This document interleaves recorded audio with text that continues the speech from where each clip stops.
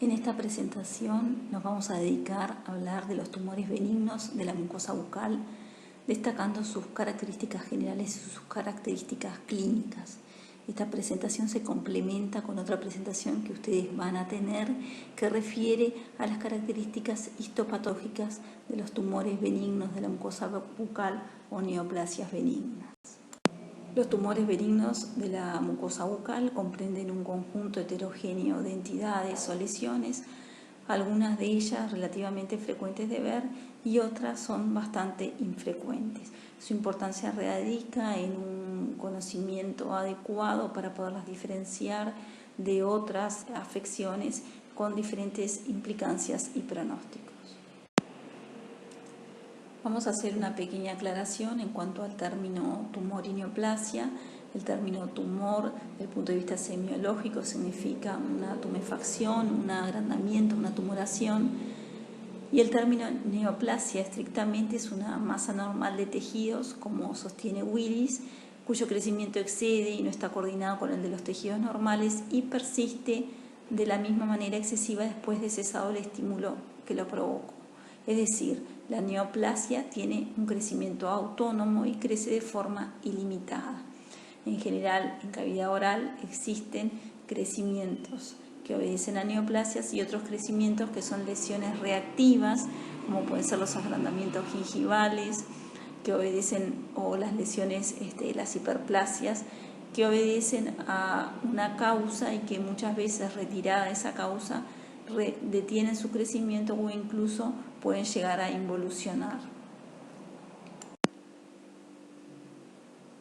En relación a la clasificación de los tumores de los tejidos blandos, podemos hablar de dos clasificaciones en general. Una clasificación histogenética basada en los tejidos o células a partir de los cuales se origina la neoplasia, parece originarse la neoplasia. En general, las células de las cuales se originan no son células ajenas del organismo, sino que son células normales que de alguna manera sufren una modificación y ellas van perdiendo su capacidad funcional y acentuando su capacidad proliferativa. Por otro lado, tenemos una clasificación clínica evolutiva que está basada en el comportamiento del tumor y en general hablamos entonces de neoplasias benignas y neoplasias malignas. Dentro de las características de los tumores benignos encontramos que estos tienen un crecimiento lento, expansivo y ordenado. En general pueden llegar igualmente a adquirir un gran tamaño. Se encuentran bien delimitados o en ocasiones presentan cápsula, no dan metástasis y tienen una estructura típica similar al tejido de origen, lo que nos permite un rápido reconocimiento del tejido originario y hablamos por tanto de que son tumores bien diferenciados. Como dijimos, si bien estas neoplasias tienen un comportamiento benigno, en su crecimiento muchas veces al adquirir gran tamaño pueden comprometer estructuras vecinas y pueden de alguna manera generar complicaciones. Esto va a depender un poco de la topografía de la lesión, del sitio de asiento y de las estructuras de la vecindad. En esta diapositiva encontramos la clasificación de los tumores benignos según el tejido de origen. Para nombrarlos se les agrega el sufijo oma. Según el tejido de origen vamos a tener el fibroma, el lipoma, el neuroma, etc. En esta tabla vamos a encontrar los tejidos de origen epitelial, fibroso, adiposo, muscular, vascular, nervioso y el tejido melanogenético. Bueno, comenzaremos describiendo el papiloma, que es un tumor benigno del tejido epitelial. En general es una proliferación papilar exofítica que alcanza un tamaño en general menor a 1 centímetro. La localización puede ser variable, pueden encontrarse en el paladar, en el labio, en la encía, en la lengua. Su inserción puede estar dada por un pedículo o puede tener una inserción sesil. El color puede ser variable, yendo desde un color rosado a un color más blanquecino según el grado de queratinización del epitelio, como puede verse en esa imagen, esa lesión más blanquecina de aspecto irregular, ¿sí?, que puede adquirir clínicamente diferente estructura superficial, puede ser lisa o puede ser rugoso, como en la imagen, o puede ser filiforme. Como dijimos entonces, el papiloma, que se considera una proliferación benigna del epitelio escamoso estratificado, no tiene predilección por sexo.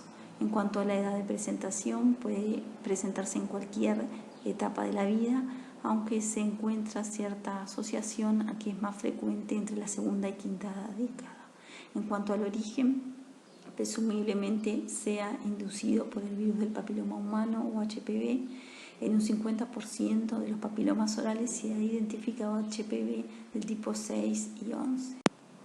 Los subtipos de HPV 16 y 18, que clásicamente son los asociados al cáncer de cuello de útero, se ha visto también que podrían tener cierta asociación con el cáncer oral y faríngeo. En esta imagen podemos ver diferentes tipos de presentación de papiloma en diferentes sitios de la mucosa bucal, como dijimos, en el paladar, en los labios, en la lengua podría presentarse también. Las características clínicas son variables, en general lesiones pequeñas, con esa superficie caracterizada por áreas blanquecinas, superficie que puede ser más lisa o más irregular o más rugosa, como lo caracteriza la mayoría de las veces, o con un aspecto filiforme, como podemos llegar a ver en algunas imágenes. Estas entidades requieren de un tratamiento quirúrgico, de una exéresis, y en general el pronóstico para el paciente es bueno y la recidiva con una técnica quirúrgica adecuada es rara. Continuaremos entonces con los fibromas. El fibroma es un tumor proveniente del tejido conectivo, es el tumor más frecuente de la cavidad bucal. Si bien el fibroma verdadero es más raro de encontrar, y la mayoría de las veces lo que nosotros encontramos en cavidad oral es una hiperplasia fibrosa o una lesión reactiva que obedece a ciertos factores irritativos, lo que llamamos como fibroma irritativo. La diferencia radica en que estas lesiones, una vez eliminado el agente causal o el agente de agresión, tienden a detener su crecimiento o a involucionar en algunos casos. El sitio de presentación para este tipo de lesión puede ser cualquier parte de la mucosa bucal, siendo la cara interna de la mejilla un lugar de bastante frecuente presentación. Las características clínicas pueden ser variables, pueden ser desde lesiones pequeñas hasta lesiones más voluminosas que pueden llegar a tener varios centímetros. La superficie en general es de color similar a la del tejido de origen, de las estructuras de origen, y puede tener una inserción que pueda ser sésil o pediculada, como dijimos anteriormente. El tratamiento de estos es la exéresis, una técnica adecuada. Las recidivas son bastante raras. En las imágenes podemos encontrar otros fibromas con otras presentaciones clínicas, en borde lateral de lengua, en la cara interna de la mejilla. Las lesiones pueden tener un tamaño variable, como dijimos, pueden ser más blandas o más firmes según el componente de tejido fibroso que tengan. En general son lesiones asintomáticas, a veces pueden incomodar al paciente en caso de adquirir un tamaño importante o que el paciente se la puede llegar a morder o a traumatizar en la cavidad oral. Existe muchas veces esta entidad vinculada a la pérdida de alguna pieza dentaria que genera un espacio, lo que genera una presión negativa. Se habla de un efecto de diapneusis y vinculado a ellos a veces aparece un fibroma que muchas veces se considera o es una entidad que consideramos como un fibroma diapneusis. Tenemos en la imagen otro ejemplo, un caso clínico de un paciente con una lesión de reborde superior que adquirió grandes dimensiones, de bastante tiempo de evolución, con una superficie irregular, con áreas más blanquecinas y áreas más eritematosas. Esta lesión seguramente se haya desencadenado como una lesión reactiva. A veces obedecen a la persistencia de alguna estructura dentaria, algún resto radicular, que siempre es lo que tratamos de valorar en la imagen radiográfica.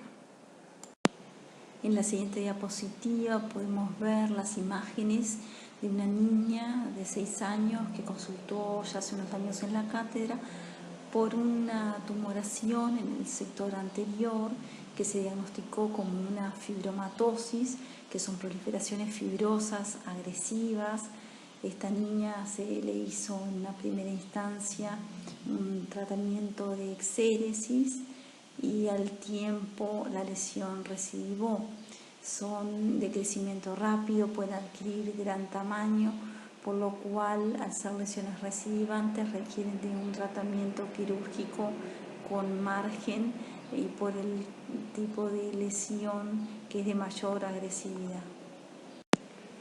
Continuaremos ahora con los lipomas, que son la neoplasia benigna del tejido adiposo. Son neoplasias poco frecuentes en la cavidad oral, pero son bastante frecuentes en el resto del organismo. Tienen un crecimiento lento, en general encontramos lesiones solitarias, bastante circunscriptas, de superficie lisa. En general el color puede ser amarillento, puede dejar traslucir algunos vasos y en ocasiones, si se encuentran más en la profundidad, el color puede ser más similar al de la mucosa. La localización de estas lesiones puede ser variable, podemos encontrarlas en piso de boca, en lengua, en la mejilla. Son lesiones que pueden aparecer en diferentes etapas de la vida, pero muchas veces son frecuentes en la cuarta, quinta década de la vida y en general se presentan bien encapsuladas. Su tratamiento es la exéresis quirúrgica y en general no son lesiones recidivantes. Clínicamente, las características de ese tejido amarillento y esa tumoración blanda a la palpación son sugestivas del lipoma. El lipoma está constituido por células adiposas adultas agrupadas, separadas por tabiques de tejido conjuntivo fibroso. En ocasiones la cantidad de tejido conjuntivo fibroso es abundante y eso hace que hablemos de un fibrolipoma. Vamos a mencionar otra entidad de presentación clínica similar, que es el histiocytoma fibroso benigno, que es una proliferación fibrosa con diferenciación de histocitos. Es bastante poco común, se caracteriza en la edad mediana como una masa nodular no dolorosa, con la similar presentación clínica que hemos visto hasta ahora, de la cual no tenemos ninguna imagen.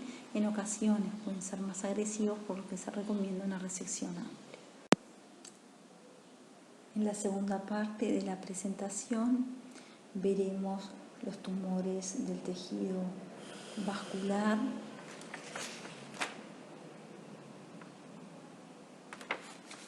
En la segunda parte de la presentación veremos los tumores de los vasos sanguíneos, de los vasos linfáticos, veremos los tumores del tejido nervioso y del tejido melanogenético.